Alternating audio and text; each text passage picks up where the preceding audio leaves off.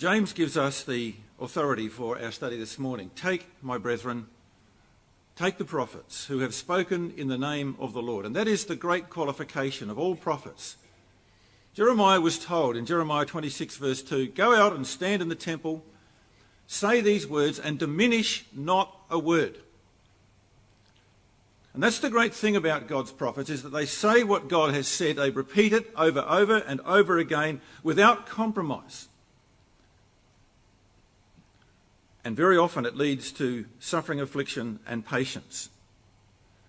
And God is saying to us through people like Ezekiel and Jeremiah, don't be wearied in that practice. Don't faint in your minds and say, it's all too hard. I can't keep doing this. We're going to try and catch the spirit of God's prophet through Ezekiel. Now just notice in chapter 3 verse 10 we just read, that when Ezekiel was given these things to say, God says, Son of man, all my words that I shall speak unto thee, receive in thine heart. We are not just trumpets of the watchman. We are not just a voice speaking the words of God. To be a good prophet, we must first receive it in our own heart and hear it with our own ears. It's got to be part of us. And then we can teach others what God has said. And so God says, you get this inside of you. Make it part of your own heart. Now, let's just clear up some of the major themes about Ezekiel, because we want to come to the man and his wife, because that's really the heart of our story.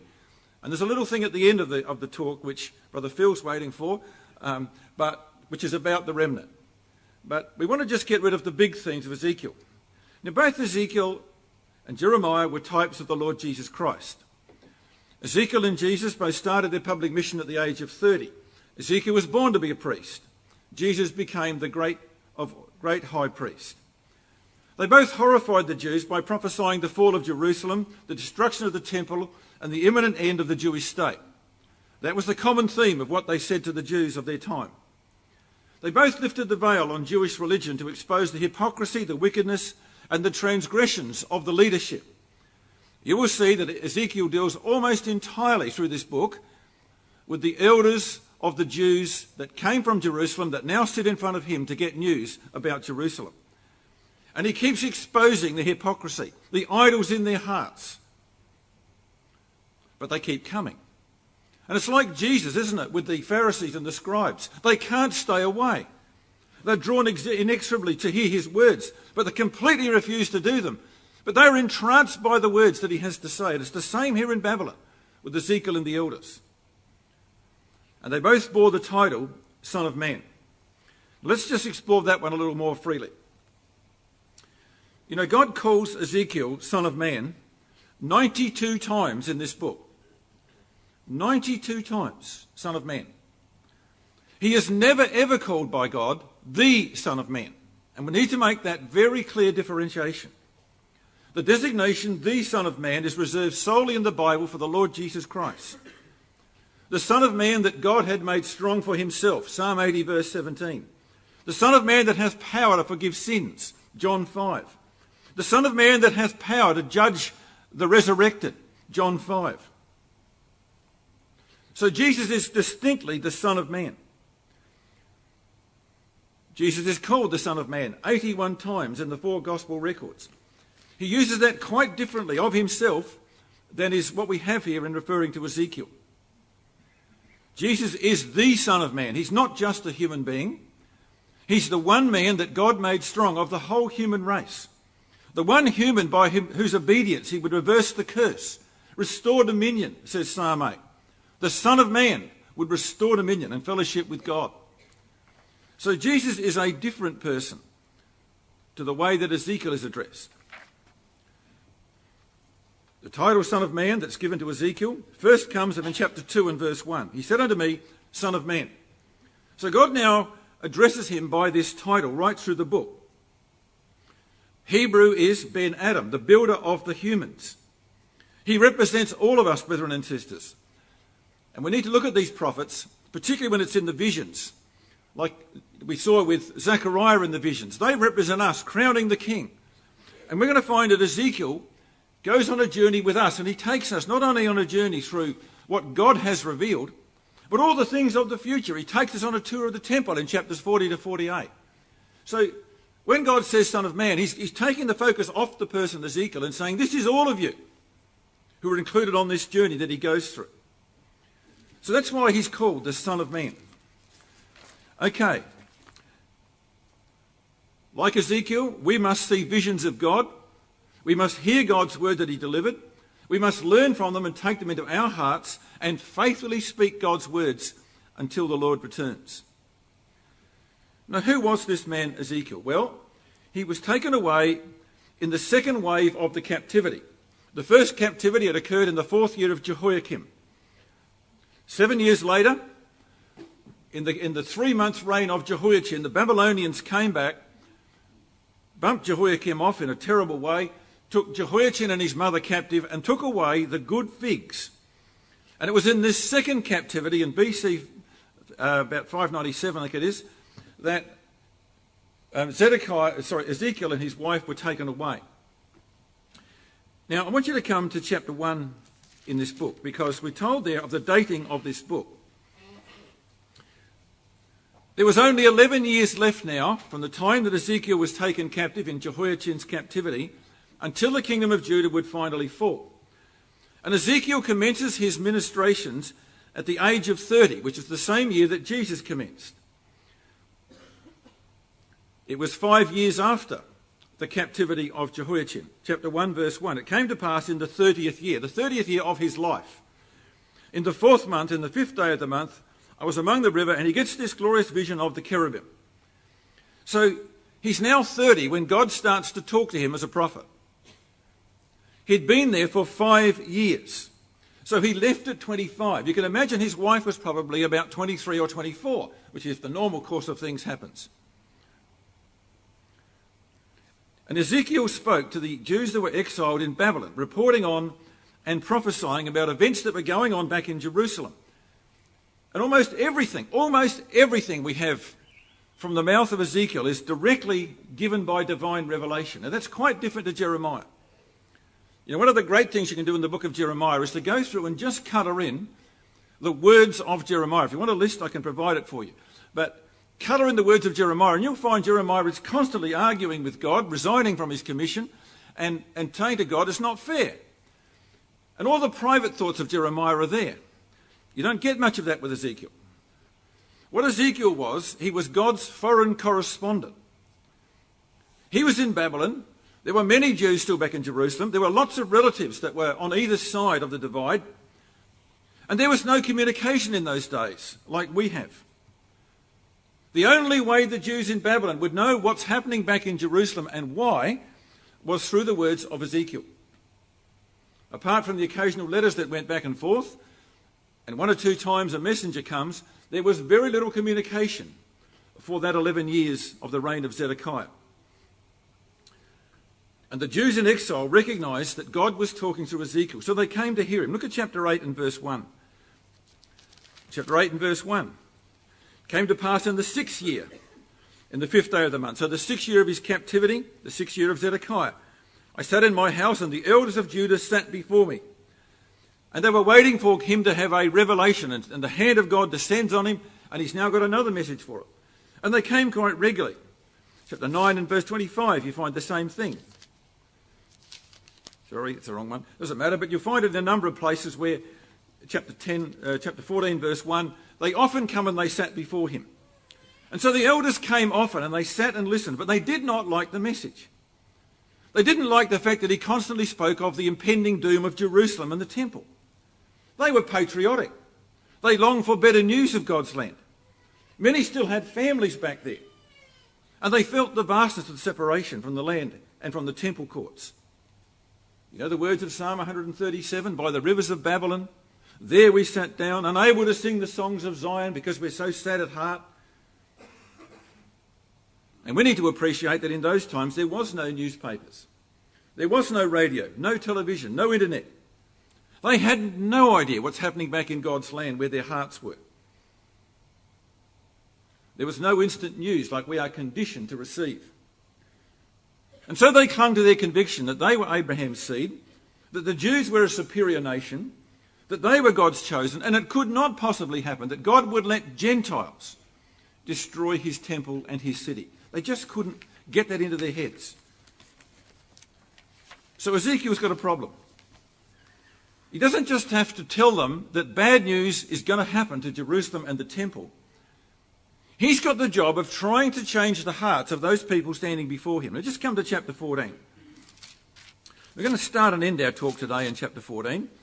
But in chapter 14, here's what he had to tell the elders that came and sat before him. There came certain of the elders in verse 1 and sat before me. And they were doing this right through the book, over and over again. And he's now going to tell them they're a bunch of hypocrites.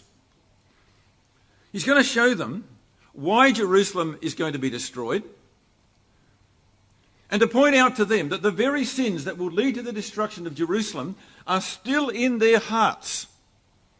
They might have been removed from Jerusalem and all the wickedness of the reign of Zedekiah and Jehoiakim, but they have brought it with them in their hearts. And if you haven't coloured this in chapter 14, verse 3, Son of man, these men have set up idols in their heart, a stumbling block of their iniquity. In verse 4, the idols in his heart, and put the stumbling block of his iniquity. Verse 5, I may take the house of Israel in their own heart through their idols. In verse 7, the idols in their hearts and the stumbling block of their iniquity. You know, when you get that repetition in the Bible, this is what the message is. Ezekiel had already given them the prophecy of the hole in the wall in chapter 8, where he puts like a projector through the minds of the men back in Jerusalem. And all the shocking imagery that came up on the wall when the projector was put through their heads. And now he's saying to these people, you are no better than those back in Jerusalem. The same sins that are going on back there, you've got them in your hearts. And you read Ezekiel 8 about those in Jerusalem, it's almost the same language. And he's trying to show them your national psyche is wrong. You think that you are great because you're the seed of Abraham. Well, it's not true. You will only be great in God's eyes when your hearts are in tune with God's. Circumcision is of the heart. Salvation's an individual matter. Now look at the appeal he makes here. You know, heart in verse 4, heart in verse 5, heart in verse 7. Heart in verse 3. Get your hearts right, that's what he's saying. Hearts must be changed. That was one thing he had to contend with. Hypocrites standing in front of him all the time. The second thing he had to contend against was the false prophets. And just come across to Jeremiah 29. One of the great ways to help understand the book of Ezekiel is to realise how much overlaps with Jeremiah. And once you've got a sense of the connection between the two, then there are so many things that are common to both books. Now, contending against false prophets is one of the hardest things that God's prophets had to do. Jeremiah says, my heart is broken because of the false prophets. And that's Jeremiah 23, verse 9. My heart is broken because of false prophets. Now, there were two false prophets that we know of in Babylon that ended up being roasted in the fire by Nebuchadnezzar. They were not delivered by God's angel. Jeremiah 29 and verse 30. Hear the word, this is a letter from Jeremiah to Babylon. Hear the word of Yahweh, all you of captivity, who was sent to Babylon, from Jerusalem to Babylon. So he's writing to the same people that are talking to Ezekiel. Thus saith Yahweh of hosts, the God of Israel, of Ahab the son of Kaliah and Zedekiah the son of Maasai, which prophesy a lie unto you in my name, behold, I'll deliver them to the hand of Nebuchadnezzar. He shall slay them, and they'll become a prophet.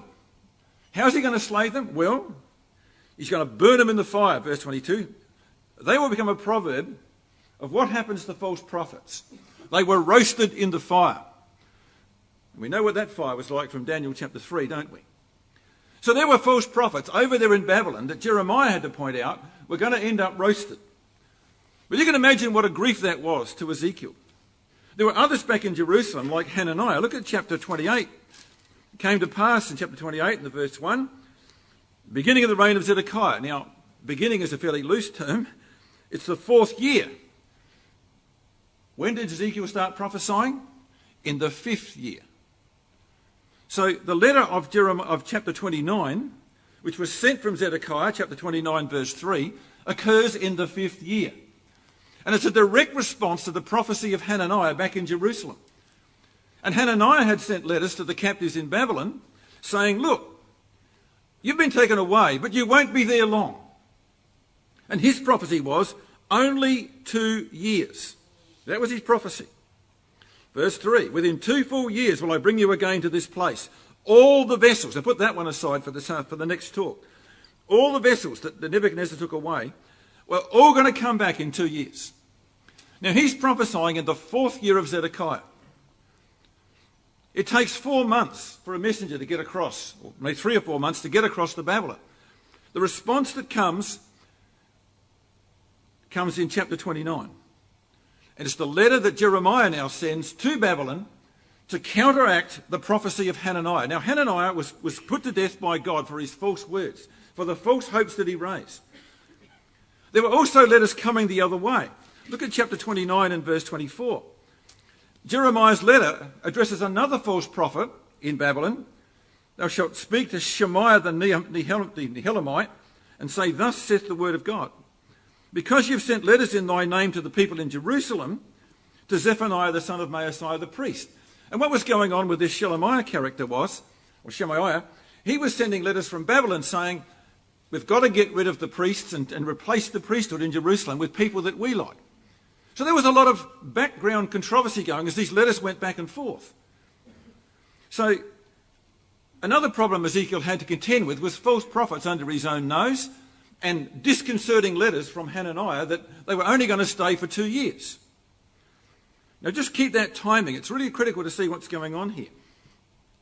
But let's just clear up the themes.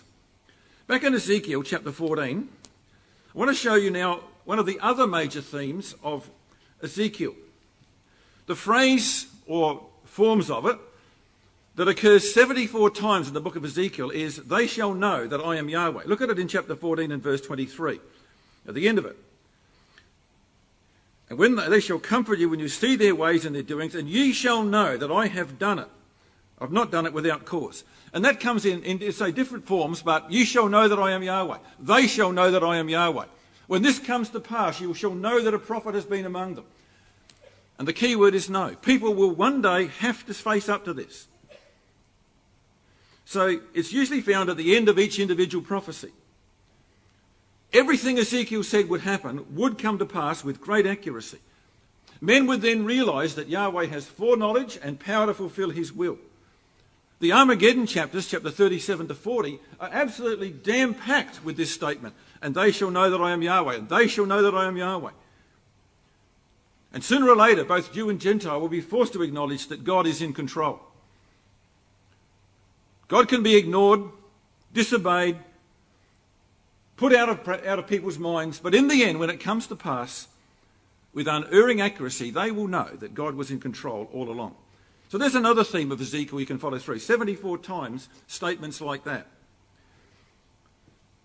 Now, the one we haven't got time to deal with at all is, other than just mentioning it, is the glory. The glory appears in chapter 1 to 3 in the cherubic visions to open the book. The glory departs, as you well know, in chapter 11, by stages. The glory then prepares to return in chapter 33 with the regathering of the people. And in chapter 40 of Ezekiel, which I'm sure that you've just covered recently in your effort, the glory returns by the way of the east and comes back into the temple with Christ and the saints in that grand march into that building. So there's another theme about the glory. We're not going to go there because it's just too massive, obviously, to think about. We're going to talk about the man Ezekiel himself. Now, some interesting facts about the book of Ezekiel. Ezekiel means God will strengthen. The hand of God was upon me is a common statement he makes. The hand of God was upon me. So he was strengthened to put these visions forward. Now I'm going to make 3 statements that I think at first your brain will reject. Everything we know about Ezekiel comes from his own book and nowhere else. Ezekiel mentions Daniel, Job and Jeremiah and various kings by name. But his name is mentioned only twice in 48 chapters and only twice in the whole Bible. You find that in chapter 1 verse 3. Let's go back there. The word of Yahweh came expressly to Ezekiel. And you find it in chapter 24 verse 4. And it's nowhere else in the Bible. That's the second amazing fact about the book of Ezekiel. The third one I found even more astounding. There is not one direct quotation in the New Testament from the book of Ezekiel. There's a few allusions. Look at the end of chapter 3. Chapter 3 and verse 27. Thus saith Adonai Yahweh, he that heareth, let him hear. That's quoted by Jesus in Matthew 13 verse 9. It's an allusion. It's picking up the same spirit of the prophet. But there's not one direct quotation from Ezekiel into the New Testament. But think how much we learn from Ezekiel about God's future plans. We have the exact detail in the dry bones of the stages of the revival of Israel. We have most of the detail about Armageddon in Ezekiel 38. We have the future temple of the age to come. We have the worship, the priesthood, the divisions of the land. All of that we get from the book of Ezekiel, and it's not quoted in the New Testament. You know, Ezekiel is an incredible book. It's a mixture of present uncomfortable realities and mind-expanding visions of the future. But there's just 3 or 4 facts just to think about, and we can discuss over lunch why that may be the way. As I said, we have very, very few of the personal thoughts of Ezekiel himself. There's almost no trace of his personal life, other than a few clues here and there. Nothing like Jeremiah with his anger, frustration, depression, sad feelings and resignations. So let's come to Ezekiel 1 verse 1 and let's just trace this man Ezekiel. He began to prophesy at the age of 30, the 5th year of Jehoiachin's captivity, 598 BC. 25, when carried away amongst the good figs with his wife. I want you to notice that. They had 6 years together in Babylon. And they were amongst the good figs. You know, Jehoiachin's captivity was described in Jeremiah as the good figs being taken away. And they took away the capable people, the tradesmen, the smiths, but also those who had potential. And God selected who went. And we're going to see that at the end of our talk. God picked out certain people to be taken away. He was happily married. They arrived together in Babylon. He was born to be a priest, but unlike other priests, he would never get to be one. He was going to be like Samuel and Jeremiah. The greatest work they would be was not as priests, but as prophets, and becoming the national conscience. The age of 30 was when you normally started your work as a priest. But in Babylon, there's no temple, no sacrifices, no law-keeping possible. He still, though, could teach divine knowledge. And where had he been educated? Now, you've got to put the chronology together. The 5th year of Jehoiachin's captivity, when he left Jerusalem. That means that he had been in Jeremiah's Sunday school class and youth group. Jeremiah had been prophesying for 29 years before the second captivity that took Ezekiel and his wife to Babylon. His whole 25 years were in the days when Jeremiah was at his greatest prophecy. Daniel had gone off in the 4th year of Jehoiakim, about 7 years before the captivity of Jehoiachin. He'd been in Jeremiah's Sunday school class. Daniel was about 24 when Ezekiel arrives at the age of 25. You see what God's doing? He's taking the young people and he's putting them in Babylon for a purpose. They undoubtedly would have known each other, because Ezekiel refers to Daniel favourably twice in his prophecies. He knew all about Daniel and Daniel's faith and Daniel's prayers for other people. They had grown up together in the same youth group. Daniel, however, seems to have been restricted by his regal duties from spending a lot of time with the exiles. You don't find very much contact between Daniel and the exiles. But we know that he regularly prayed for them. It seems that Ezekiel was the one who had the charge of day-to-day contact with the exiled Jews. He lived by the river of Kibar. He had a house large enough that could contain all the elders who came and regularly sat before him. And as sisters who have meetings in their homes know, that's not just the work of the husband. To have lots of elders come and sit in your house means the wife has to be engaged in the process. The critical date in chapter 1 verse 1, the 5th year of Zedekiah. As I said, it was the same time the letter comes from Jerusalem, from Jeremiah, overriding the letter of Hananiah that said only 2 years. And you know what Jeremiah said? You know it backwards, don't you? Jeremiah said to the exiles in Babylon through his letter, pray for the peace of Babylon. That was almost like cyanide to a Jew. Pray for the peace of Babylon. You're going to be there for 70 years. Build houses, plant vineyards. That was not what patriotic Jews wanted to hear. And that was the thing that began the ministry of Ezekiel. The same time that God appears to him comes the letter from Jeremiah. Pray for the peace. You're going to be here for 70 years. And that letter was seen very widely as treason by the patriotic Jews. And Ezekiel has to disabuse them of the notion that Jerusalem and the temple will survive. No wonder he became so unpopular. Now let's just think about the very unusual ways that he had to use to educate the Jews in Babylon. Come to Ezekiel 24 and verse 24. This is in the midst of the sign of his wife dying, but it gives us the key to how God used Ezekiel in those first 6.5 years. Ezekiel 24 and verse 24. We'll come back to his wife later on. Thus Ezekiel is unto you a sign. According to all that he hath done shall ye do. And when this cometh to pass, ye shall know that I am Adonai Yahweh. Now where it says, according to all that he hath done shall ye do it, what it means is what Ezekiel portrays in mime and acting is going to happen to Jerusalem. It's going to happen to you Jews. So when Jerusalem falls, you're not going to mourn either. So Ezekiel was a man of sign. What he does, what he teaches, he does by enactment. Now, why the need for the signs? Come back to Ezekiel chapter 3, the chapter we read.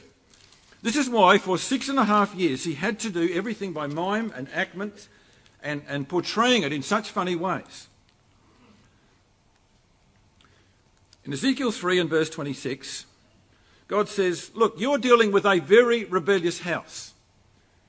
Ezekiel had been through a 7 days of bitterness of spirit. When he realised the serious nature of the prophecy he had to give, he was silent for 7 days. And God says, look, I'm going to make it harder for them, Ezekiel. Verse 26, I will make thy tongue cleave to the roof of thy mouth. Thou shalt be dumb, and shall not be to them a reprover. In other words, Ezekiel, you can't go and say your own words. You can't go and give exhortations based on what I've said. You're going to be limited to saying only the words I give you, because they are a rebellious house. When I speak with thee, I'll open thy mouth, and thou shalt say to them, thus saith the Lord God. So the only words he could utter for 6.5 years were words that came directly by God's revelation.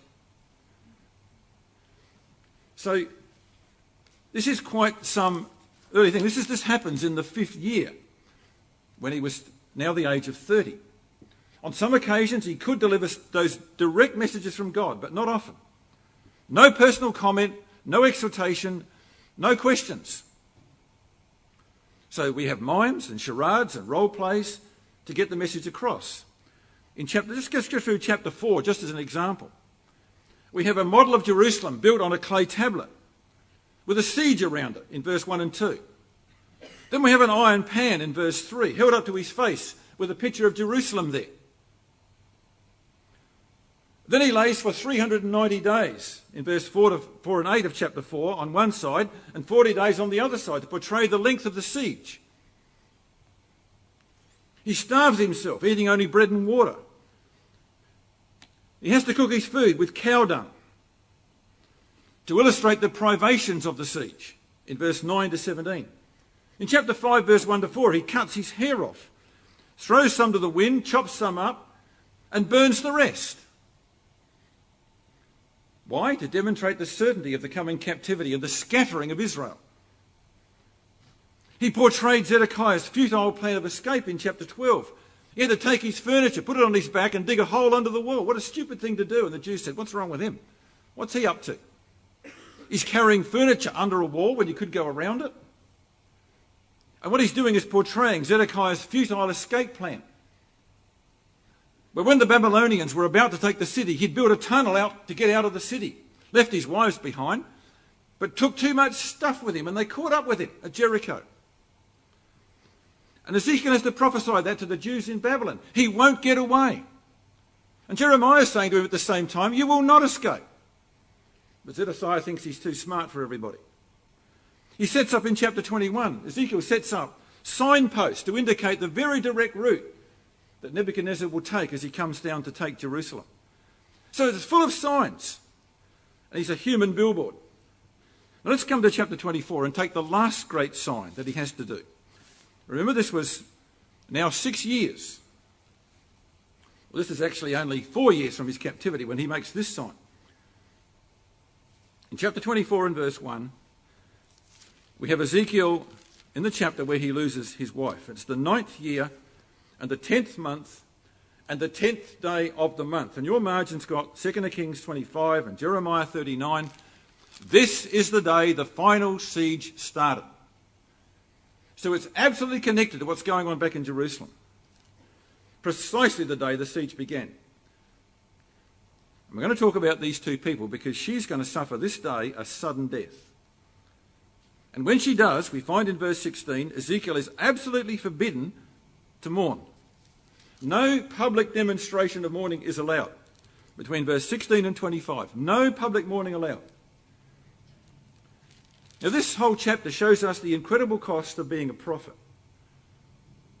They were both, at this stage, somewhere around the age of 30 or less. And can I say, I really loved the picture last night of Ezekiel's wife. It just showed to me the strength of character that that woman must have had. It was hard enough to be exiled away from your family, homes, and land. It was hard enough to face opposition from false prophets who denied the words that you spoke. But to suffer the loss of your beloved wife and companion, described so beautifully in verse 16 as the desire of your eyes, is a very tragic thing indeed. You know, God looked at these two and saw their very close and loving relationship. And sadly, he knew that it was essential to this enactment. This is how serious God was in putting this in front of the people, that he would take away that woman under the age of 30. And in verse 18, it says, I spake to the people in the morning. So he gets this message from God. He gets the word of God in verse 15 in the morning. And he goes straight out into the street and he says, God has said, my wife is going to die. And the evening comes and she dies suddenly. And next day in verse 18, he must show no public grief in any way. Now, to not mourn is something very unusual for the Jews. They were always very good at exorbitant shows of grief. Jairus' daughter, Dorcas. You know all those incidents where they always had this great ceremony. Absolutely no mourning. No change of clothes. Keep a good expression on your face. Smile at everybody. Now, why would God exact such a terrible price on the prophet? Well, look at verse 21. You've got to make the connection. When they ask you, why aren't you mourning?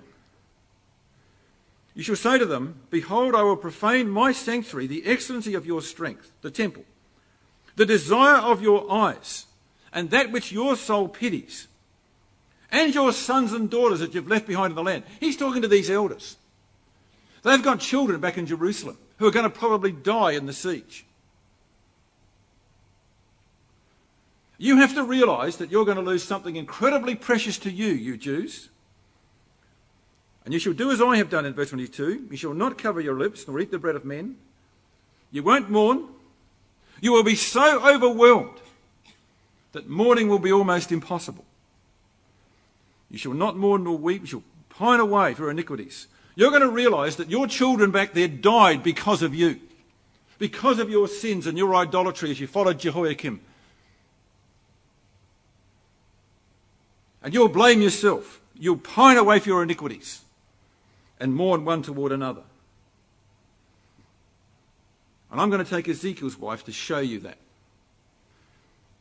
And he comes back to it in verse 25. Also, son of man, shall it not be in the day when I take from them their strength, the joy of their glory, which is the temple in Jerusalem, the desire of their eyes, that whereupon they set their minds, their sons and their daughters. Now notice in verse 26, a prophecy. There's going to be one that escapes from Jerusalem, shall come unto thee. Tell you what's happened back in Jerusalem. Remember, there's no news. There's nothing going between these places. Somebody will arrive and tell you what's happened back in Jerusalem. And when that man arrives, your days of dumbness will be over. Verse 27, I'll open your mouth to him that has escaped, and you can speak and be no more dumb. You shall still be a sign to them, and they will know that you are Yahweh. So here is the last greatest mime that he has to do, not to mourn for his wife. So when you see it in its context, it's not such a great thing, is it? The fact that Ezekiel loved this woman so much tells us she was a very spiritual woman. They had 12 hours to mourn inside their house. And she must have accepted the will of God. It says in Hebrews 11, women not accepting deliverance. And God took a faithful woman to help us to see the divine view of things. And we have to see the divine view, brethren and sisters. You know, we are trained by this world to think that we are owed a long and prosperous life. And yet we are mortal. She was less than 30. There's a great lesson in how differently God sees death, isn't it? We hang on grim to this mortal frame, we stuff it full of pills and we put in false joints and do all these things to keep ourselves going. But God rewarded the faithful King Josiah. You're a wonderful guy, Josiah. I love your attitude. You're going to die. I don't want you to see the evil that's going to come on your sons. Did God need to replace Job's first 10 children? Like all the animals were doubly replaced? Of course not. They're in the kingdom. And we have to learn, brethren and sisters, that this life is only a pathway to eternity. It's a vapour that passes away. It's the short introduction to the long play that is coming in the kingdom. You know, God says to us, here is the patience of the saints. Blessed are the dead which die in the Lord from henceforth. Yea, saith the Spirit, that they may rest from their labours. Do we actually say that at funerals? There are some people who die after long suffering and we say, blessed are the dead, because now a suffering is over. But every one of God's dead is blessed, because they are surely going to come out of that grave. And Ezekiel had to go through the rest of his life lonely, sad, weeping inside for that woman, but knowing that God had taken her, that some people might be converted. And another 2 lonely years go by. Remember, this is the 10th month of the 9th year. Another 2 lonely years go by. The long siege continues in Jerusalem. Now come to chapter 33 and see the fulfilment of that prophecy about the man that escaped. Chapter 33 and verse 21. Came to pass in the 12th year of our captivity. Now the city fell in the 11th year and the 10th month. So it took months for this man, who was probably on the run, hiding from the Babylonians, to finally make his way back to Babylon. In the 5th day of the month, the one that escaped out of Jerusalem came unto me, saying, the city is smitten. So here is the fulfilment of the prophecy. Now the hand of Yahweh was upon me in the evening, before he that was escaped came. So the night before, God had opened his mouth, because the man was in the city. He came in the morning, and my mouth was open, and I was no more dumb. So there is the end of the 6.5 years of dumbness. As soon as this man turns up, God opens his mouth, and he can now speak to the people freely. So you can imagine, when Ezekiel's got his voice back, what would happen the next day? They would come in their droves to hear Ezekiel explain about his wife. To actually, now that the city has fallen and Ezekiel's words have come to pass with great accuracy, everybody wants to listen to Ezekiel. They shall know that a prophet has been among them, says God. And they certainly would. Well, let's just read about the crowd that came the next day. Again, it's all the elders. Chapter 33 and verse 30. And I can imagine Ezekiel thinking, it was terrible that my wife died, but they're all going to come and be converted now. Now that this has actually happened, they're going to sit there and everything I say will be like gems of gold to them. and their hearts will be changed. That's how you'd feel, wouldn't you? Well, verse 30, God says, don't get carried away, Ezekiel. Son of man, the children of thy people are still talking against thee or of thee. So they're not listening to what you're saying about themselves. They're talking about you.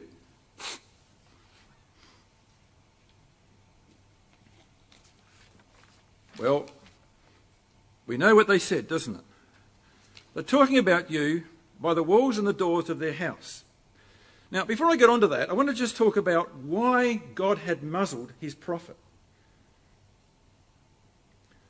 You know, we often wonder about the ways of God, don't we?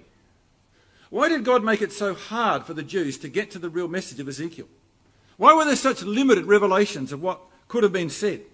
Why were there signs and charades and mimes and strange events that took place? And he can't explain them. You know, sometimes we sit back and we ask, why is Bible prophecy so complicated? Why are we trying to unravel rams and goats and bears and four-headed leopards and dragons and ten-horned beasts and harlots? Why doesn't God make it easier? Those of you who teach the truth, you think sometimes, why does God put so many passages in the Bible that can be read for Trinitarians and demons and devils and hell and spirit gifts? And we're always trying to explain away rested scriptures. Why doesn't God just say, look, here's 24 points, take it or leave it? But God's not like that, brethren and sisters. God said to these Jews, you're a rebellious house, I'm going to make it harder for you. My favourite saying, as many of you know, is the Brother Thomas, where he says, the deity delights in stimulating the intellect of his creatures. In doing so, he reveals himself mysteriously. It's why Jesus spoke in parables. It's why God uses signs, symbols, metaphors, complicated forms of revelation. Because he does expect us to grapple with his words, to seek their depths, to seek out the hidden meanings, to have a love of finding truth. And that struggle to unravel these things aids our memory and gives us vision. You know, God reveals himself in Bible code to his servants. But if you don't have a love of finding truth, you will be deluded, says God. 2 Thessalonians chapter 2, verse 10 to 12. 3 times, if you don't have a love of the truth, God will delude you. And that's why there are so many difficult passages in the Bible. People who approach it with a preconceived notion will get lost. You've got to have that love of the truth. Look at Ezekiel chapter 3. Just keep your hand there. I want to show you a phrase in Ezekiel 3 that I bet you missed on the way through. You know, this concept of God not making it easy is something we need to get our heads around. You ignore God's counsel, he will not make it easier.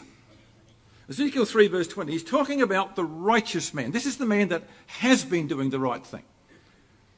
When a righteous man turns from his righteousness and commits iniquity, now the natural man would say, God will go after him and make it easy for him to come back. No, God says, I will lay a stumbling block in front of him.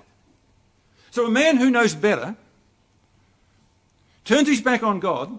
God says, I will make it harder and harder for him to get it right. But you've still got to warn him. And that's totally contrary to the way the human would see that. That's what God says I will do. Now you think about this in Bible history. God said to Balaam, do not go with these men. Thou shalt not curse this people, for they are a blessed people.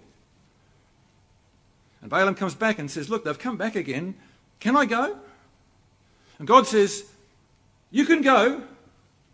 And Balaam's ears go, beauty, if the men call thee in the morning. Did God make it easier for Balaam? See, God now said, oh, you can go. You only heard that bit. The rest of it, he ignored it. And I bet those men that came from the king of Moab slept soundly in the morning. And Balaam's getting them out of bed and saying, come on, we're off. God said I can go. You see, he was a selective hearer. Think of King Saul. After 7 days, I will come, said Samuel. And God waited right until the actual death knock. And Saul says, I can't wait any longer. Think of Judas and how Judas tried to save him. You see, when we decide to do the wrong thing, when you're a righteous man and you decide to do the wrong thing, it will not get easier to find your way back. So easy we become selective hearers. So that's why God put this incredible sign in front of them. That's why God made it hard. But now Ezekiel can open his mouth. Now, just while we're in chapter 3, let's just pick up the other theme of Ezekiel, being the watchman. I'm not going to spend a lot of time on this because you know what watchmen do. Right at the start of his prophecy, he was told he would be a watchman. In chapter 3 and verse 17, God gave him all kinds of visions, statements to make, but it's repeated over in chapter 33. So let's come back to chapter 33. And now when he's got his voice back, again he's commissioned as a watchman in chapter 33 and verse 7. Son of man, I have set thee to be a watchman to the house of Israel. So God is prefacing the return of his own voice. You've had 6.5 years saying only what I put in your mouth. Now you're going to be able to speak freely, and you're still a watchman. And you have to be just as faithful in what you now say of your own opinion as you said when you were repeating my words. You're a watchman. And we have all the same things about watchmen. You know what watchmen do. We all know what watchmen do. You know, they blow the trumpet, don't they? You've got to warn them, otherwise the blood is upon your head. God has no pleasure in the death of the wicked, says verse 11. I have no pleasure, says God, in people dying. Turn to me. Why will you die? So now Ezekiel can speak. Now just come back to that end of chapter 33. And Ezekiel has now got this second commission to be a watchman. His voice is now opened, and he thinks, isn't it fantastic? Won't they now listen? Well, God says, look. And can I just say that from verse 30 to verse 33 is one of the greatest exhortations you'll find in Ezekiel for us, because we are very prone to the sin of these elders. They're talking against thee, or of thee, as the margin says. They were judging the words of Ezekiel by the quality of delivery and not its personal application. They were keen to hear the word expounded, but very reluctant to do anything about their complacency. They were like the man of James 1 who looks in the mirror and says, oh dear, my hair is all out of place, but I haven't got time to do anything about it. In verse 32, verse 31, they come unto thee as the people cometh, and they sit before thee as my people. They look like disciples. And they hear thy words, but they will not do them. What was their attitude in verse 32? They were brilliant at analysing the speakers and comparing them.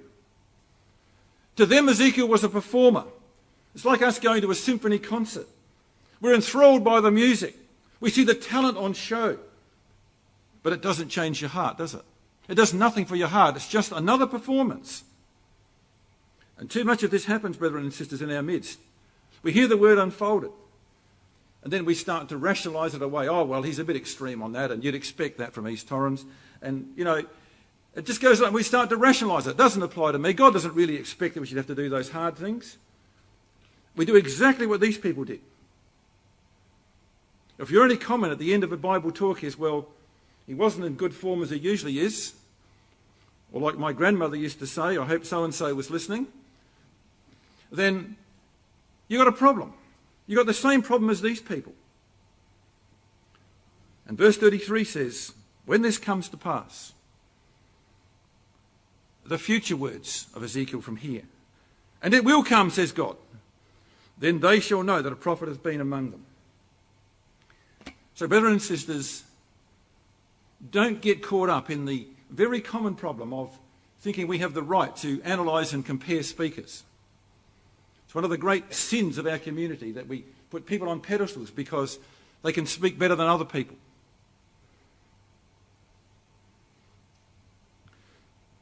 I want you to come back now to chapter 3, and we're going to conclude in chapter 14.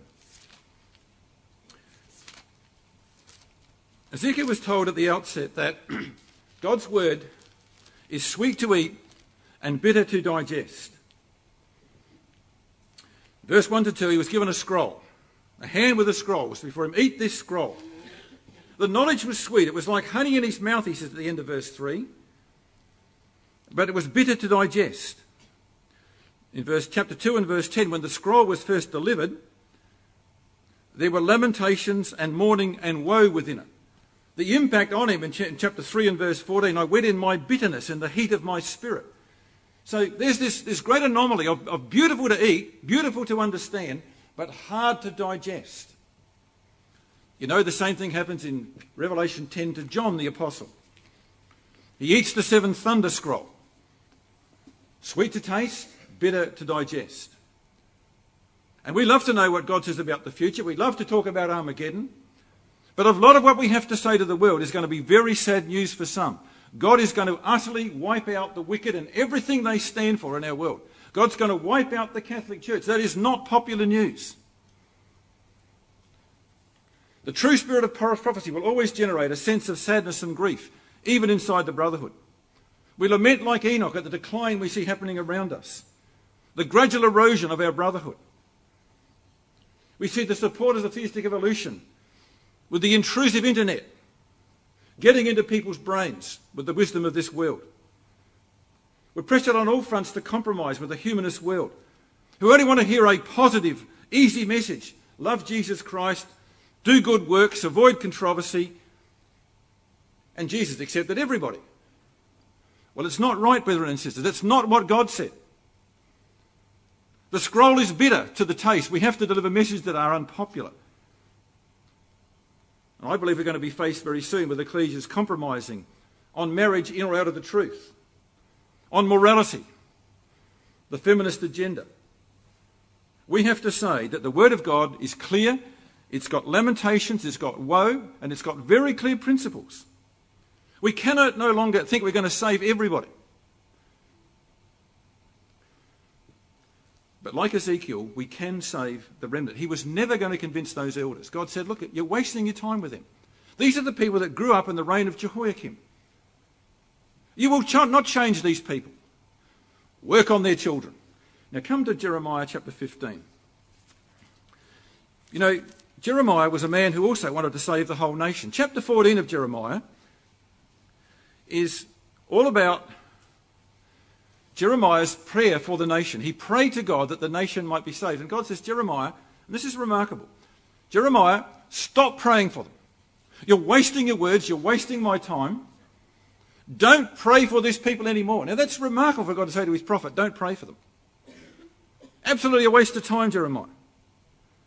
What you've got to do, Jeremiah, is look after the ones I've given you. Jeremiah chapter 15 and verse 11. Yahweh said, verily it shall be well with thy remnant. Jeremiah, you've got to focus on the remnant. Now notice that word very particularly, the remnant. Because I'm going to make sure they survive the siege.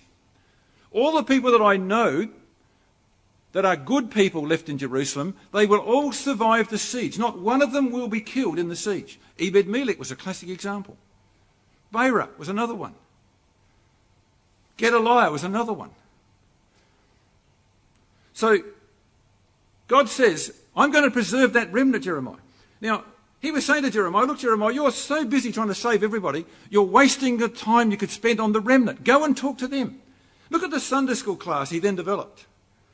Daniel, Mordecai, Meshach, Shadrach and Abednego, Gemariah, Habakkuk, Micaiah, Zephaniah, Gedaliah, Ezekiel and his wife, Ezra and Ahiokim. All of those were in Jeremiah's Sunday school class. What a remnant, brethren and sisters. And what did God say he would do with them? Well, he said this. Jeremiah 24, you know so well. God says, and this is a prophecy of the captivity of Jehoiachin. I will acknowledge them that are carried captive of Judah. And look what God says, whom I have sent. So when God took this second captivity, it included people like Ezekiel and his wife that God said, I'm going to pick them up and I have sent them away for their good. And I will set mine eyes upon them for good, says God. That means the angels are going to be everywhere around them because the angels are God's eyes. And they are the ones I will bring back. So they've got to be young people we're talking about here. I will bring them back, says God, and build them. I will give them a heart to know me, says God. A heart to know me. Where did we start off? In Ezekiel 3 verse 10.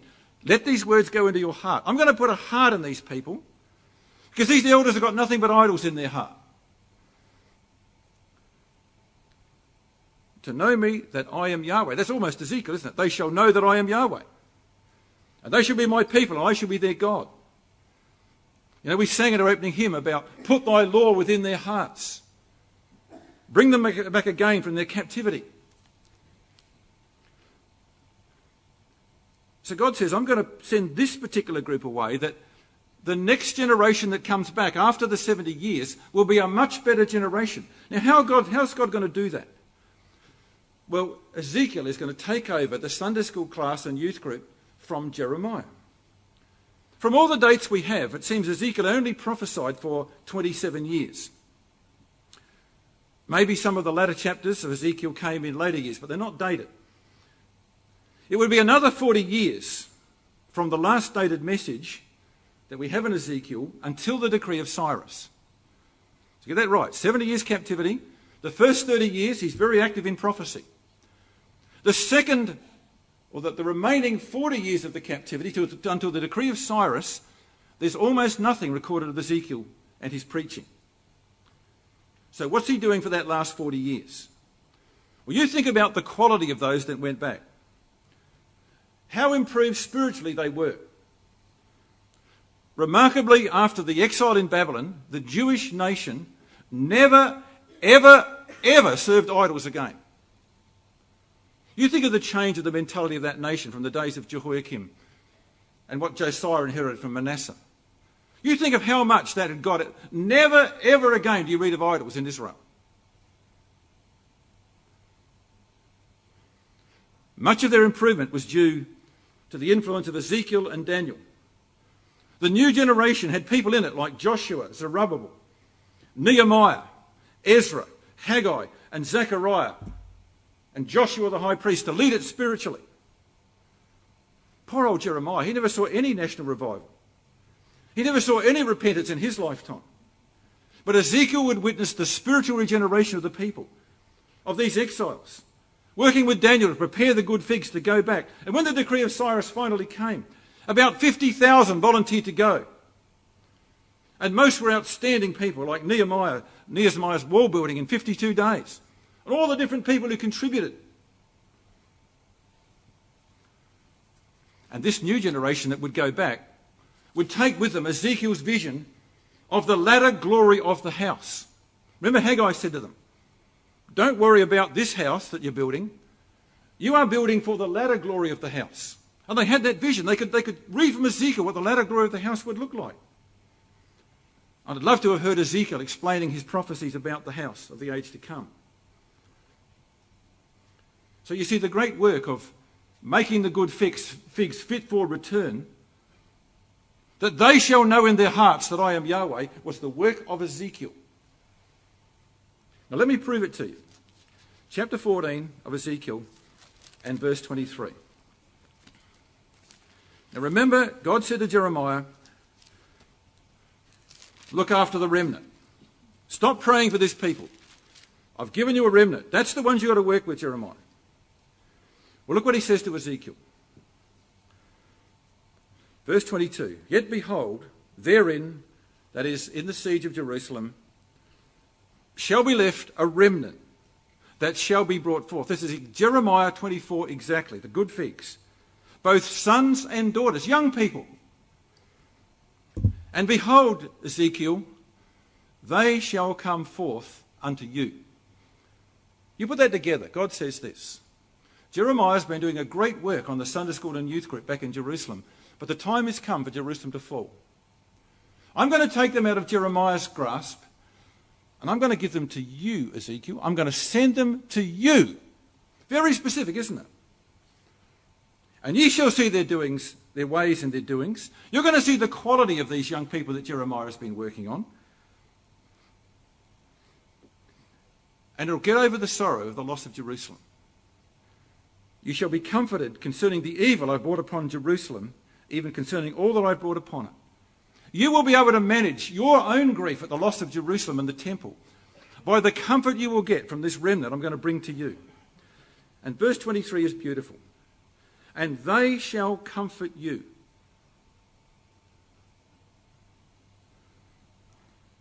He'd just lost his wife when they all came, when the last batch came after the final fall of Jerusalem. They shall comfort you when you see their ways and their doings. You're going to be inspired by this next generation, Ezekiel, to go on even without your wife.